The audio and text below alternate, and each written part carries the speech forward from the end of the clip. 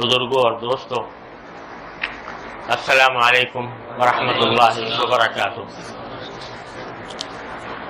یہ میرے لیے بڑی مسرت کا موقع ہے کہ آپ حضرات سے ملاقات اور آپ سے دین کی کچھ باتیں کرنے کا اللہ تبارک و تعالی نے موقع عطا فرمایا۔ میں تقریباً 20 سال کے بعد آپ کے اس ملک میں حاضر ہوا ہوں، اور جب پہلی بار آیا تھا اور اب جو آمد ہوئی ہے اس کے درمیان جب میں موازنہ کرتا ہوں تو الحمدللہ مسلمانوں کی حالات اور مسلمانوں کی کیفیت پہلے کے مقابلے میں کہیں زیادہ بہتر نظر آتی ہے۔ اس پر آپ حضرات مبارکباد کے بھی مستحق ہیں، اور اس پر سب کو اللہ تبارک و تعالیٰ کا شکر بھی ادا کرنا چاہیے۔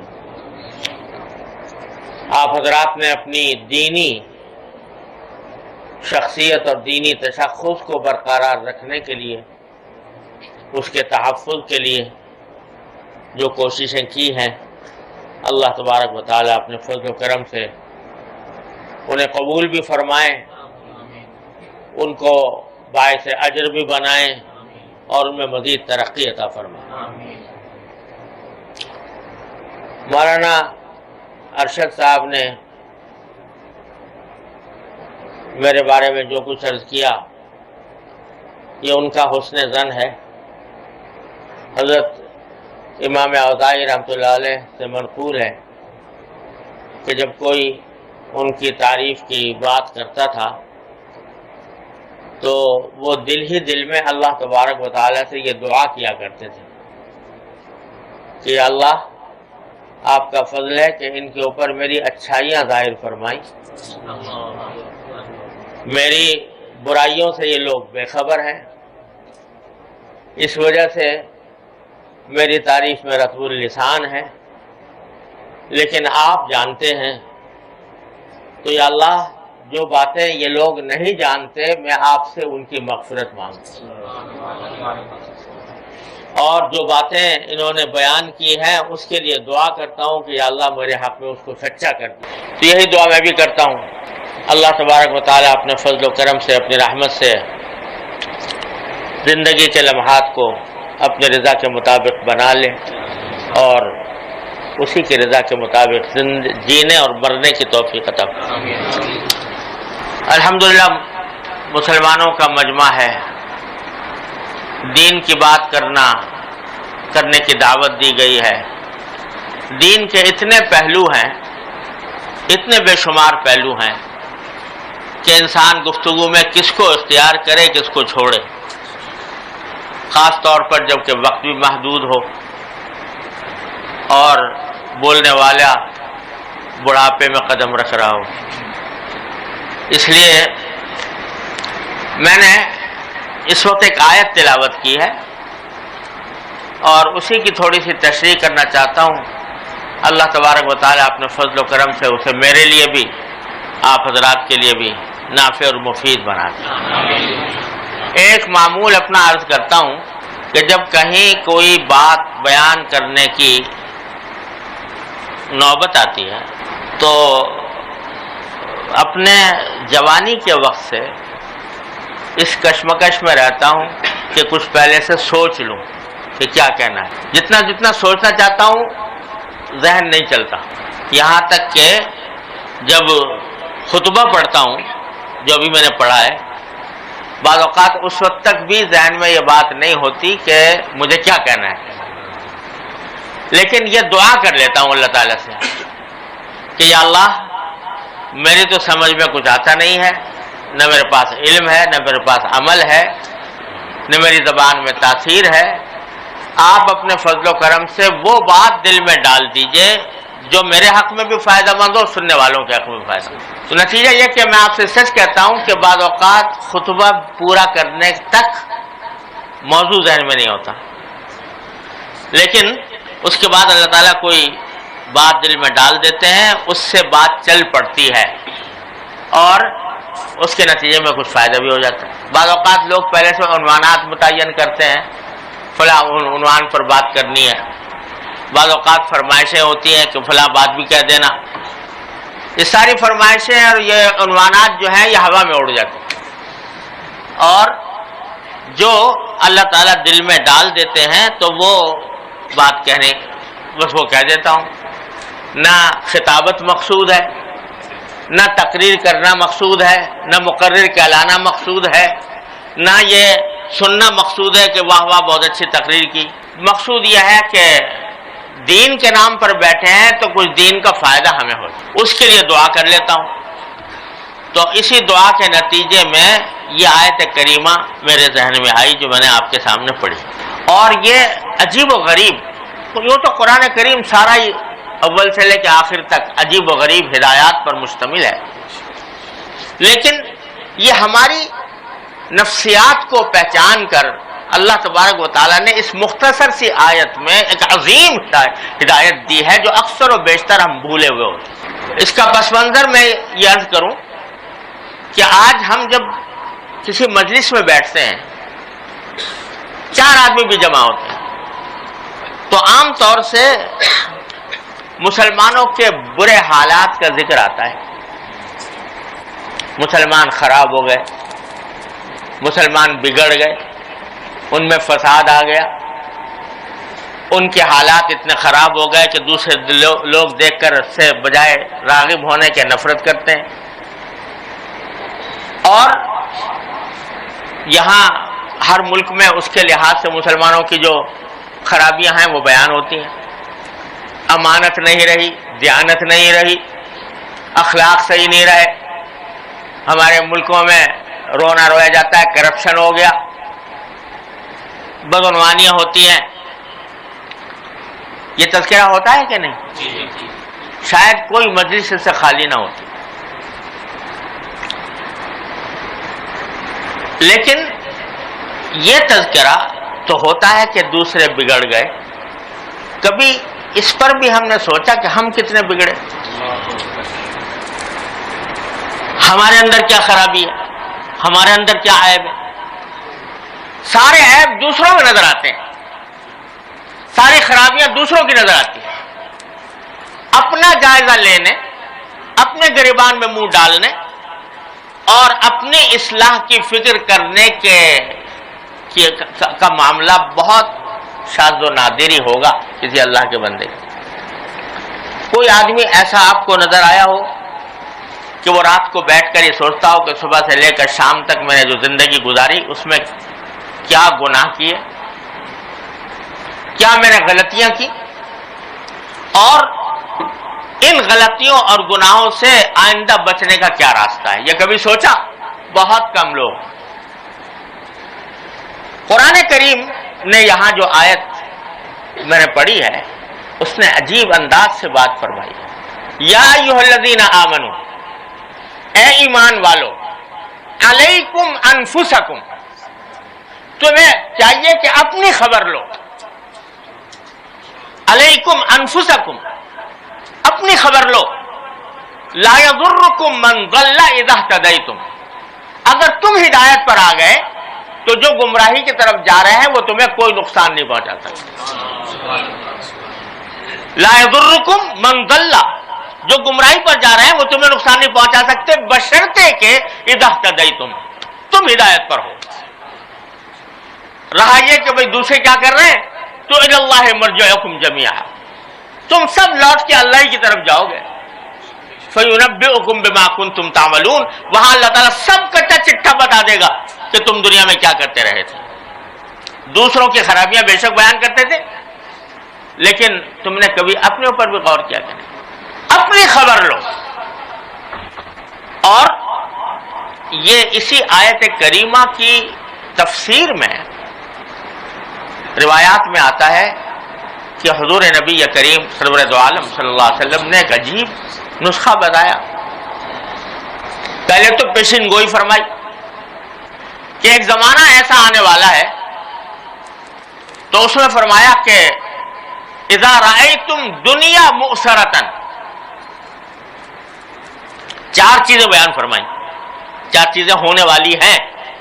نمبر 1 شحن مطاعن وہوم متبعن ودنیا مؤثرتن واعجاب کل ذی رأی برأی. چار باتیں فرمائی ہونے والی ہیں. کیا؟ ایک تو انسان مال کی محبت اتنی اس کے اندر پیدا ہو جائے گی کہ بس اسی کے پیچھے بھاگے گا. مال کی محبت کا بہت زیادہ ہو جانا اور اسی مال کی محبت کی اطاعت کرنا. مال کی محبت اسے جو کام کرنے کو کہہ رہی وہ کر رہا ہے. وَهَوًا مُتَّبَعًا، دوسرا یہ کہ پیروی خواہشات کی ہو رہی ہے. جو دل میں آ رہا ہے، حرام ہو یا حلال ہو، جائز ہو یا ناجائز ہو، آدمی اس کے پیچھے چل رہا ہے. مجھے تو اس میں مزہ آ رہا ہے، یہی کروں گا. اس سے بحث نہیں کہ حلال ہے یا حرام ہے، جائز ہے یا ناجائز ہے. خواہشات کی پیروی کی جائے. وہ دنیا مؤثرتن، اور جب دنیا کو ترجیح دی جا رہی ہو آخرت کے اوپر. آدمی کے سامنے دو راستے آ جائیں، ایک یہ کہ اس سے دنیا اچھی ہوگی آخرت خراب ہوگی، اور ایک یہ کہ دنیا میں تھوڑا نقصان اٹھانا پڑے گا لیکن آخرت اچھی ہو جائے گی. تو انسان جو ہے وہ دنیا کی طرف دنیا کو ترجیح دے گا آخرت پر. یہ سوچے گا یار پتہ نہیں آخرت تو پتہ نہیں کب آئے گی، دنیا تو میرے سامنے ہے، اس کو ٹھیک کر لوں. تو دنیا مؤثرتن، دنیا کو ترجیح دی جا رہی ہو. چوتھی بات فرمائی جو عجیب نقشہ ہے آج کی دنیا کا کہ وہ اعجاب کل ذی رأی برأیہ، ہر انسان اپنی رائے پر گھمنڈ میں مبتلا ہوگا. جو اس کی سمجھ میں آ گیا اس میں گھمنڈ میں مبتلا ہے.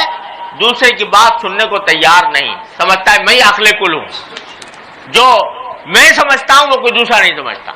یہ چار باتیں حضور نے فرمایا کہ ہونے والی ہیں. جب ہو تو تم کیا کرو؟ وہ بتایا رسول کریم صلی اللہ علیہ وسلم نے، اگر یہ ہو فعلیک بخاصۃ نفسک، تو لوگوں کے بارے میں مت سوچنا چھوڑ دو کہ وہ کہاں جا رہے ہیں، اپنی فکر کرو، اپنی اصلاح کر لو. فعلیک بخاصۃ نفسک ودع عنک امر العامہ، اور عام لوگ جس طرف جا رہے ہیں اس کو اس کی گفتگو بھی کرنے کی ضرورت نہیں تمہیں. ان کو چھوڑو، اپنی اصلاح کرو، اپنی فکر کرو، اپنے حالات کو بہتر بنانے کی کوشش کرو. دع عنک امر العامہ، یہ رسول کریم صلی اللہ علیہ وسلم نے اسی آیت کی تفسیر میں بیان فرمایا کہ اپنی فکر کرو. تو اگر یہ اپنی فکر کرو گے، یہ عجیب نسخہ ہے. زوال کے حالات میں، انحطاط کے حالات میں انقلاب لانے کا یہ بڑا ہی آسان اور بڑا ہی مؤثر طریقہ ہے. ہر آدمی اپنی اصلاح کر لے. اگر ایک آدمی نے کر لی تو ایک چراغ جل گیا. اور اللہ تعالیٰ کی سنت ہے کہ چراغ سے چراغ جلتا ہے، اور اس طرح پھر رفتہ رفتہ روشنی ہو جاتی ہے ماحول میں. ظلم اگر ہم صرف یہ باتیں کرتے رہے، دو لوگ یہ کر رہے ہیں، لوگ وہ کر رہے ہیں، لوگوں میں یہ خرابی، لوگوں میں یہ خرابی، تو اس سے سوائے مایوسی پیدا ہونے کے اور کیا حاصل ہے بتائیے. اسی لیے ایک دوسری حدیث میں رسول کریم صلی اللہ علیہ وسلم نے ارشاد فرمایا، صحیح مسلم کی حدیث ہے کہ اذا قیل من قال هلك الناس فهو اهلكهم او كما قال صلی اللہ علیہ وسلم. جو شخص یہ کہے کہ ساری دنیا تباہ و برباد ہو گئی، یعنی اس کے حالات خراب ہو گئے، فساد آ گیا. جو شخص یہ کہتا ہے ساری دنیا خراب ہو گئی، سارے لوگ خراب ہو گئے، فهو اهلكهم، سب سے زیادہ تباہ وہ شخص خود شخص ہے جو یہ کہہ رہا ہے. تو کیوں؟ اس لیے کہ بھائی تم سے دوسروں کا سوال ہوگا آخرت میں کہ بھئی یہ ساری دنیا جو ہے یہ فساد میں مبتلا تھی، کیوں تھی، اور اس کی ذمہ داری تمہارے پر عائد ہوتی ہے، لہذا تم جہنم میں جاؤ گے. دوسروں کے اعمال کے بارے میں سوال ہوگا، تمہارے اپنے اعمال کے بارے میں سوال ہوگا، تم سے پوچھا جائے گا. تلک امۃ قد خلت لها ما کسبت ولکم ما کسبتم ولا تسألون عما كانوا يعملون. جو لوگ دنیا کیا کر رہی تھی اس کے بارے میں تم سے سوال نہیں ہوگا، سوال تمہارے اپنے عمل کی طرف سے ہوگا. یہ عجیب نسخہ ہے جو قرآن کریم نے بھی بتایا، نبی کریم سرور دو عالم صلی اللہ علیہ وسلم نے بھی اس کی تلقین فرمائی، اور حضرات صحابہ کرام رضی اللہ تعالیٰ عنہ اجمعین کی زندگیوں پر نظر ڈالیں تو پتہ چلے گا کہ ان میں سے ہر شخص وہ اپنی فکر میں تھا. وہاں کہیں ہمیں یہ نہیں لگتا کہ صحابہ کرام جو ہیں جب آپس میں بیٹھ رہے ہوں تو جو دوسرے برے کام کر رہے ہیں ان کا ذکر کرتے ہوں. نہیں، ہر ایک آدمی اپنی فکر میں تھا، ہمیں پتہ نہیں میرا کیا انجام ہونے والا ہے. حضرت فاروق اعظم رضی اللہ تعالیٰ عنہ وہ خلیفہ دوم رسول اللہ صلی اللہ علیہ وسلم کے، جن کو حضور اقدس صلی اللہ علیہ وسلم نے دعائیں کر کر کے مانگا اللہ تبارک و تعالیٰ سے، یا اللہ یہ اسلام لے آئے. وہ عمر جس نے اپنے کانوں سے یہ سنا رسول اللہ صلی اللہ علیہ وسلم کے بارے میں کہ عمر جنت میں جائے گا، جس نے اپنے کانوں سے یہ سنا کہ رسول اللہ صلی اللہ علیہ وسلم فرما رہے تھے حضرت فاروق اعظم سے کہ اے عمر، میں نے جنت میں تمہارا محل دیکھا اور میرا دل چاہا کہ اس محل کے اندر داخل ہو جاؤں، مگر مجھے تمہاری غیرت یاد آ گئی، اس واسطے میں داخل نہیں ہوا. جس عمر نے یہ ساری پیشین گوئیاں بشارتیں اپنے کانوں سے سن رکھی ہیں، جب سرکار دو عالم صلی اللہ علیہ وسلم دنیا سے تشریف لے گئے، خلیفہ بن گئے، تو حضرت حذیفہ ابن یمان رضی اللہ تعالیٰ عنہ جو حضور کے رازدار تھے کہ ان کو حضور اقدس صلی اللہ علیہ وسلم نے منافقین کی فہرست دے رکھی تھی، ان کے پاس جا کے پوچھا حذیفہ ایمان سے بتا دو کہ تمہارے پاس جو منافقین کی فہرست ہے اس میں کہیں عمر کا نام تو نہیں ہے. یہ فکر وہ شخص جس کی آدھی دنیا پر حکومت، قیصر و کسریٰ کے ایوان اس کا نام لے کر لرزتے ہیں، ایک بڑھیا کھڑے ہو کر کہہ دیتی ہے خطاب کے دوران کہ عمر تمہیں تو قرآن بھی نہیں آتا. حضرت فاروق اعظم یہ کہہ رہے تھے کہ بھائی لوگ جو ہیں بڑے بڑے مہر رکھتے ہیں عورتوں کے، تو اتنے زیادہ مہر رکھنا اچھی بات نہیں ہے، اور آئندہ اگر کوئی اس طرح کرے گا تو میں اس کو سزا دوں گا. بڑھیا کھڑی ہو گئی. کہا عمر تمہیں قرآن تو پڑھ لیا ہوتا، قرآن نے یہ کہا ہے کہ وَآتَيْتُمْ إِحْدَاهُنَّ قِنطَارًا، کہ اگر تم اپنی بیوی کو کسی کو مہر دو ڈھیر بنا کر سونے چاندی کا، تو قرآن نے تو ڈھیر کا ذکر کیا، اور تم کہہ رہے ہو کہ اس سے زیادہ اگر ہوگا تو میں سزا دوں گا، تو قرآن کے خلاف بات کرتے ہو. حضرت فاروق اعظم نے کہا یا اللہ، ایک بڑھیا جو ہے اس کو مجھ سے زیادہ قرآن کا علم ہے، اور استغفار کیا اور کہا کہ واقعی مجھ سے غلطی ہوئی. اور کسی جگہ خطبہ دے رہے تھے، بہت شاندار قسم کا لباس پہن جو کہیں سے آیا ہوگا پہن لیا. جب وہ خطبہ دیا، خطبہ دے کر فارغ ہوئے تو پانی کی مشک بری اور کندھے پر رکھ کر کسی بڑھیا کے گھر میں لے جا کے پانی ڈالا. کسی نے پوچھا کہ حضرت کسی کو حکم دے دیتے کہ وہ یہ کام کر دیتا، تو فرمایا اصل میں جب میں یہ لباس پہن کے کھڑا ہوا تھا کچھ میرے دل میں کچھ تکبر سا آ گیا تھا، تو میرے نفس نے میرے دل میں تکبر پیدا کر دیا تھا، میں اس کا علاج کرنے کے لیے کام کیا. آپ اندازہ لگائیے کہ جس شخص نے کانوں سے سن رکھا ہے کہ جنت میں محل دیکھا ہے، کسی معمولی آدمی نے نہیں، رسول کریم سرور دو عالم صلی اللہ علیہ وسلم وہ یہ کہتا ہے. حضرت ابو موسیٰ اشعری رضی اللہ تعالیٰ عنہ بڑے جلیل القدر صحابی ہیں، ان سے ایک مرتبہ فاروق اعظم کہنے لگے اے ابو موسیٰ مجھے بتاؤ کہ اگر ہمارے ساتھ یہ معاملہ ہو کہ ہم نے جو کام بھی حضور کے زمانے میں کیا تھا، جو عبادتیں کی تھی، جو جہاد کیا تھا، وہ تو ہمارا پکا ہو جائے، اور حضور کے بعد جو ہم نے کام کیے ہیں اس میں اللہ تعالیٰ ہمیں برابر سرابر چھوڑ دے، نہ گناہ نہ ثواب، تو کیا تم پسند کرو گے؟ ابو موسیٰ اشعری نے جواب دیا کہ بھائی میں تو اللہ تعالیٰ سے بڑی امید رکھتا ہوں، حضور کے بعد بھی اللہ تعالیٰ نے ہم سے جہاد کا کام لیا، ہم سے دین کی تبلیغ کا کام لیا، تو انشاءاللہ ہمارے لیے وہ اس کا بھی ہمیں ثواب کی امید ہے، اس کو کیوں چھوڑیں؟ فاروق اعظم کہتے ہیں کہ نہیں مگر ابو موسیٰ میں تو یہ کہتا ہوں کہ حضور کے بعد جو جتنے زمانہ گزرا ہے اس میں اللہ تعالیٰ ہمیں برابر سرابر چھوڑ دے تو یہ میرے لیے بہت ہے. ہر وقت یہ فکر لگی ہوئی ہے کہ میرے اندر تکبر تو پیدا نہیں ہو گیا, میرے اندر حسد تو نہیں آ گیا, میرے اندر کوئی اخلاقی خرابی تو پیدا نہیں ہو گئی. ایک صحابی نہیں, مثالیں دوں تو ڈھیر لگ جائیں حضرات صحابہ کرام کے. ایک ایک فرد کسی مجلس میں یہ سننا مشکل, ملنا مشکل ہے کہ وہ آپس میں بیٹھ کے تبصرے کر رہے ہو کہ بھئی حالات جو ہیں لوگوں کے خراب ہو گئے. اگر ذکر کرتے ہیں تو اپنی خرابی کا کرتے ہیں, اپنے عیب کا کرتے ہیں. تو حضور اقدس صلی اللہ علیہ وسلم, اللہ تعالیٰ اور حضور اقدس صلی اللہ علیہ وسلم فرماتے ہیں اپنی فکر کرو, جو لوگ غلط راستے پر جا رہے ہیں وہ تمہیں نقصان نہیں پہنچائیں گے اگر تم خود ہدایت پر ہو, لہذا اپنی فکر کرو. اور ہوتا بھی یہ ہے کہ جب تک آدمی اپنے عیوب کی طرف نظر نہیں کرتا اس وقت تک دوسروں کے عیوب بہت نظر آتے. اور یہ بہادر شاہ ظفر مرحوم نے کہا تھا کہ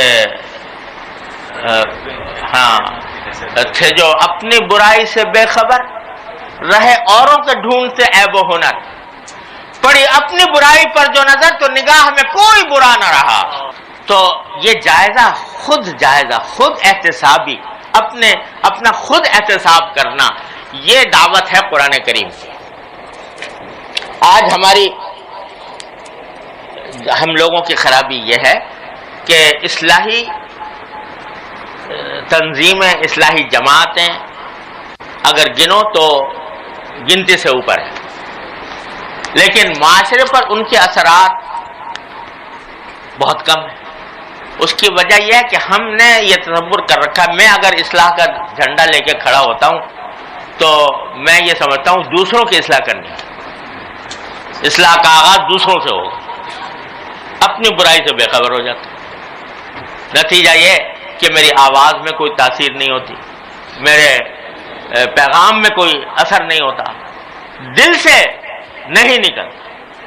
جو دل سے نکلنے والی بات ہوتی ہے وہ براہ راست دلوں پر اثر انداز ہوتی ہے, اور جو محض ایک تقریر کرنے کے شوق میں بات کہی جا رہی ہو وہ کان سے نکلتی ہے, دوسرے کان سے نکل جاتی ہے, ایک کان سے داخل ہوتی ہے دوسرے کان سے نکل, دلوں سے پر اثر نہیں ہوتا. حضرت شاہ اسماعیل شہید رحمۃ اللہ علیہ, اللہ تعالیٰ ان کے درجات بلند فرمائے, ایک مجلس میں سینکڑوں انسان توبہ کرتے تھے. کیوں؟ فرمایا حضرت حکیم الامت مولانا ثانوی فرماتے ہیں کہ ان کے دل میں دوسروں دعوت کا جذبہ اور اپنی اصلاح کا جذبہ اس طرح ہو گیا تھا جیسے کہ انسان کی بشری حاجتیں ہوتی ہیں. جیسے بھوک میں آدمی کھائے بغیر نہیں رہ سکتا, اسی طرح وہ اپنی اصلاح کی فکر میں اور دوسروں کی اصلاح کی فکر میں کے بغیر نہیں رہ سکتے تھے. وہ لمبا چوڑا واز کیا جامع مسجد دہلی کے اندر. واز کرنے کے بعد نیچے اتر رہے تھے تو ایک دیہاتی بیچارہ دور سے بھاگتا ہوا آیا اور آ کے پوچھنے لگا کیا مولوی اسماعیل کا واز ختم ہو گیا؟ میں نے کہا ہاں بھائی ختم ہو گیا. کہا انا للہ, میں تو بہت دور سے ان کا واز سننے کے لیے آیا تھا, دیہات سے چل کے, میں افسوس ہے مجھے نہیں ملا. تم فکر نہ کرو, میرا ہی نام اسماعیل ہے, آؤ بیٹھو میں بتاتا ہوں میں نے کیا کہا تھا. وہاں بٹھایا اور جو پورے واز کی باتیں تھیں وہ اکیلے آدمی کو اس کو سامنے سنا دی. لوگوں کو پتہ چلا تو انہوں نے کہا صاحب آپ نے بھی کمال کیا, ایک آدمی کی خاطر پورا واز دوہرا دیا آپ نے. تو فرمایا کہ میں نے تو پہلے بھی ایک ہی کے لیے کہا, میں نے تو پہلے بھی ایک ہی کے لیے کہا تھا, تو اب بھی ایک ہی کے لیے کہا.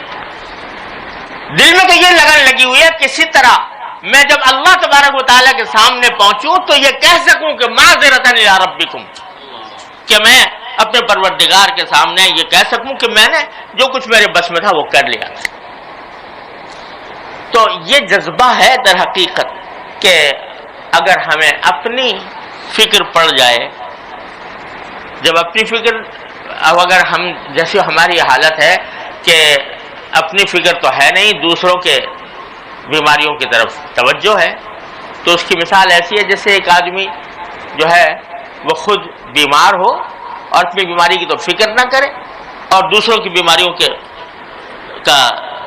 کو دیکھتا رہے.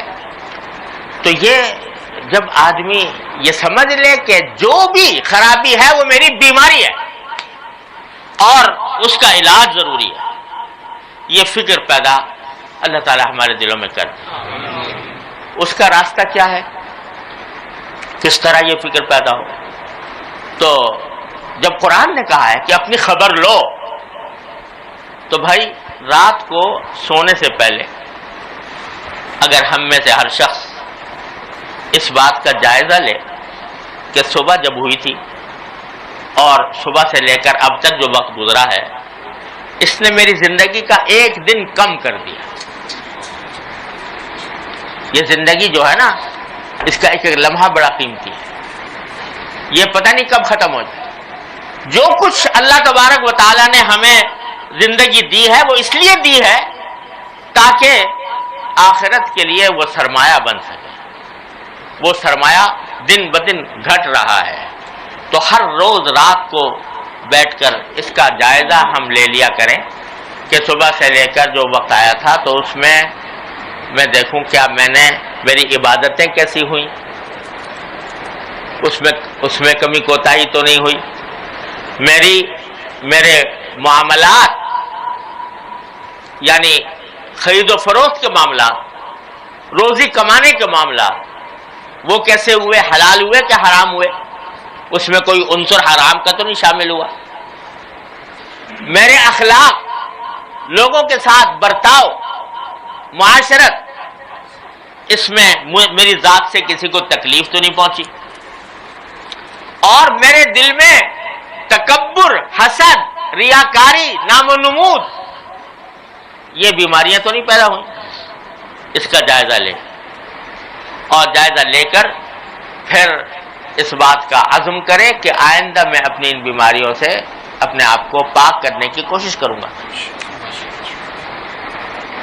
دیکھیے قرآن کریم میں فرمایا لقد کان لکم فی رسول اللہ اسوۃ حسنہ، تمہارے لیے اللہ کے رسول میں بہترین نمونہ ہے صلی اللہ علیہ وسلم. تو آپ نے ہر چیز کا نمونہ پیش کیا ہے،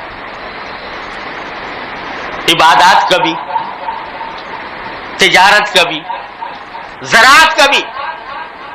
حضور اکرم صلی اللہ علیہ وسلم نے زراعت بھی، کاشتکاری بھی کی ہے جرف کے مقام پر، تجارت بھی کی ہے، اور اپنے دوسروں کے ساتھ معاشرت بھی فرمائی ہے، بیوی بچوں کے ساتھ بھی رہے ہیں. اور دنیا کی زندگی کا کوئی شعبہ ایسا نہیں ہے جس میں رسول کریم سرور دو عالم صلی اللہ علیہ وسلم کی حیات طیبہ کا نمونہ ہمارے سامنے. تو ایک کتاب ہے میرے شیخ حضرت عارفی قدس اللہ تعالیٰ سرہ کی، اسوہ رسول اکرم صلی اللہ علیہ وسلم. یہاں پتہ نہیں اسوہ رسول اکرم، اس میں حضور اقدس صلی اللہ علیہ وسلم کی ساری سنتیں منقول ہیں. کس طرح آپ اٹھتے تھے، بیدار ہوتے تھے، کس طرح آپ بیدار ہونے کے بعد کس طرح ضروریات سے فارغ ہوتے تھے، کس طرح وضو فرماتے تھے، کس طرح نمازیں پڑھتے تھے، کس طرح لوگوں کے ساتھ پیش آتے تھے، کس طرح سارے سنتوں کی ایک لسٹ جمع کر دی. تو آدمی کو میں کہتا ہوں اگر ہمیں یہ اللہ تعالیٰ توفیق دے دے کہ وہ سامنے رکھ لیں ایک مرتبہ اور اس کی روشنی میں جائزہ لیتے رہیں. یہ چیک لسٹ ہے کہ اس کی چیک کرنے کے لیے کہ آیا میں صحیح جا رہا ہوں یا غلط جا رہا ہوں. اس کا بہترین پیمانہ رسول کریم سرور دو عالم صلی اللہ علیہ وسلم کی سنت. تو اس کے لحاظ سے اپنا جائزہ لے کر دیکھیں کیا ہو رہا ہے کیا نہیں ہو رہا. بہت سی سنتیں ایسی ہیں رسول کریم صلی اللہ علیہ وسلم کی، بہت سی سنتیں جو محض بے پرواہی کی وجہ سے ہم نے چھوڑ رکھی ہیں. ان کو اختیار کرنے میں کوئی تکلیف نہیں، کوئی مشقت نہیں، کوئی محنت نہیں، کوئی پیسہ خرچ نہیں ہوتا، کوئی وقت خرچ نہیں ہوتا، اور مفت میں بیٹھے بٹھائے آدمی کو اتباع سنت کا ثواب ملتا ہے. اور اتباع سنت کے نتیجے میں اتنا بڑا ثواب کہ فرمایا کہ یحببکم اللہ، اللہ تعالیٰ تم سے محبت کرنے لگے اگر تم حضور اقدس صلی اللہ علیہ وسلم کی سنتوں پر عمل کرو. اللہ تعالیٰ محبت کریں گے. ارے تم کیا کرو گے؟ اللہ تعالیٰ سے محبت. اللہ تعالیٰ محبت کرنے لگیں گے تمہارے. یہ اللہ تعالیٰ نے یہ اس کا نتیجہ بیان فرمایا ہے. تو وہ سامنے رکھ لیں، جائزہ لیں. بہت سی سنتیں محض بے پرواہی کی وجہ سے چھوڑی ہوئی ہیں، وہ تو فوراً اختیار کر لیا. اور جو سنتیں ایسی ہیں کہ جس میں کوئی دشواری ہے تو اس دشواری کو دور کرنے کی کوشش کریں، اللہ تعالیٰ سے دعا مانگے، یا اللہ یہ دشواری میری دور فرما دیجیے اور مجھے اپنی رسول صلی اللہ علیہ وسلم کی سنت پر عمل کی توفیق عطا فرمائیے. تو اللہ تبارک و تعالیٰ انشاءاللہ یہ دعا رائے گاہ نہیں جاتی. رات کو بیٹھ کر یہ کر لیں کہ جائزہ لے لیں اس کی روشنی میں، جہاں جہاں کمی ہے تو اپنے اصلاح کی فکر اور اس کو درست کرنے کی فکر، اور اللہ تعالیٰ سے دعا، یا اللہ میں چاہتا ہوں کہ نبی کریم سرور عالم صلی اللہ علیہ وسلم کی سنت پر عمل کروں، لیکن میرا نفس، میرا شیطان مجھے بہکا دیتا ہے، حالات رکاوٹ بن جاتے ہیں. آپ کے قبضے قدرت میں سب کچھ ہے، مجھے اپنے فضل و کرم سے توفیق عطا فرما دیجئے. اس دعا کرنے میں کوئی تکلیف ہے، کوئی مشقت، کوئی وقت، لیکن یہ ایسی چیز ہے کہ اگر فرض کرو میدان حشر میں پہنچ کے اللہ تبارک و تعالی کا سامنا ہو اور وہ فرمائے کہ بھئی فلاں کام تم نے کیوں کیا تھا، فلاں کام تو نے کیوں نہیں کیا تھا.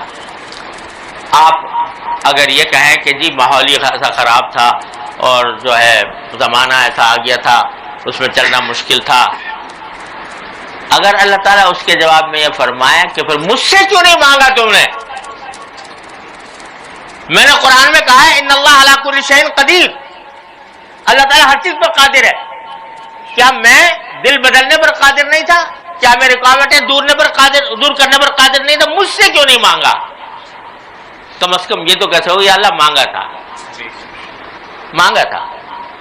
اور آپ اللہ تعالیٰ سے تو میرے شیخ فرمایا کرتے ہیں اللہ میاں سے باتیں کیا کرو، دعائیں نہیں باتیں کیا کرو. یا اللہ یا تو یہ کر دیجئے ورنہ مجھ سے آخر میں پکڑ نہ کیجیے گا.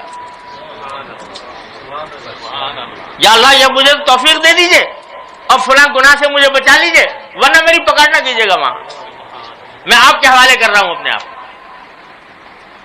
تو دو حال سے خالی نہیں، یا تو اللہ تعالیٰ نے واقعی کر دیا اور اکثر و بیشتر ایسا ہوتا ہے کہ اس کا نتیجہ یہ نکل جاتا ہے، یا کم از کم کہنے کو تو آپ کے پاس ہوگا یا اللہ میں تو پڑے گا مجھے پکڑ نہ کیجیے گا تو معاف فرما دیجیے گا. تو اللہ تعالیٰ توبہ کی توفیق دیں گے، توبہ کے نتیجے میں انشاءاللہ نجات مل جائے گی. لیکن ہوگا بشرطے کہ مانگو تو صحیح، کوئی مانگے تو صحیح. کوئی جو نہ شنا سے ادا ہو تو کیا علاج، کوئی جو نہ شنا سے ادا ہو تو کیا علاج، ان کی نوازشوں میں تو کوئی کمی نہیں. لیکن مانگنا ہی نہیں آتا، مانگنے کی تو توجہ ہی نہیں، فکر نہیں، اس کے نتیجے میں ایک بے لگام زندگی غفلت کی حالت میں گزر رہی ہے. تو پھر کیا علاج؟ اللہ تعالیٰ سے مانگنے، حضرت فرماتے تھے باتیں کرنے کیا کرو اللہ میاں، یعنی یہ تمہارے اللہ میاں ہیں، یہ کوئی اجنبی وجود نہیں ہے، یہ تمہارا خالق ہے، تمہارا مالک ہے، تمہارا پروردگار ہے، رحیم ہے، کریم ہے، رحمان ہے. کیوں نہیں مانگتے اس سے؟ جو مشکل پیش آئے اس سے مانگو اور اسی سے کہو کہ یا اللہ یہ میرے حالات کو دور کر دیجیے.